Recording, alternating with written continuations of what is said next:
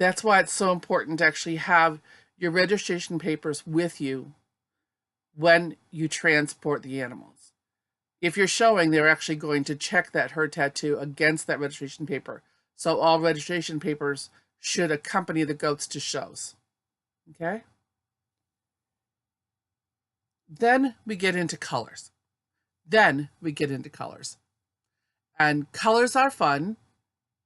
Colors have kind of taken over the breed, which is a bad thing. It's a bad thing in my opinion. As a person who cares about the future of the breed is not in the color. The future of the breed is in its milk production and its size. And some people get frustrated at this comparison, but if you look at border collies before they were registered at the American Kennel Club and after they were registered with the American Kennel Club, there was a great pushback against registering with the AKC. Because when they registered with the AKC, it became all about what they looked like and not about how they acted. And the value of a border collie really is in how they behave. Do they have an eye? Can they work? Do they have a brain? When you start to focus on the physicality, the color, or the conformation alone on a goat, you take away the value of the work that was done before, and in my opinion, you diminish the value of the goat at all. So, that being said, you still have to know what colors you are, and that being said, you still have to know what color your goats are for your description, and color is fun. So, what are the basic color patterns of a goat?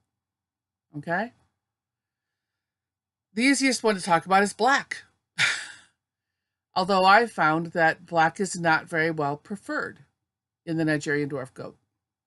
Why, I don't know. Because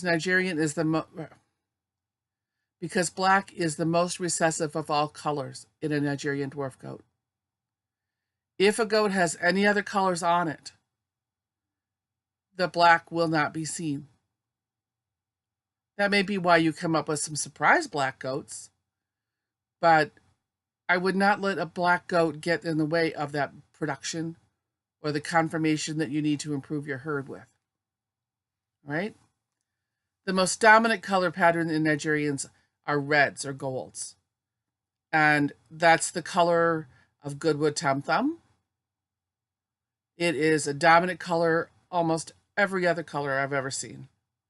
I did have a red buck that I bred to a buckskin doe, and I got all red kids. Buckskin is the other dominant color in the Nigerian. And when I first got my Nigerians, my first Nigerian was the color of chamois, looked like an Oberhasli, and my other one was black with white with frosting points.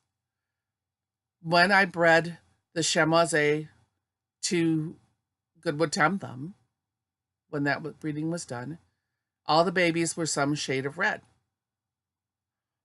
When Goodwood Tom Thumb was bred to the black doe, then one of her babies was gray and white agouti, a roan coloration. The other was a black buck.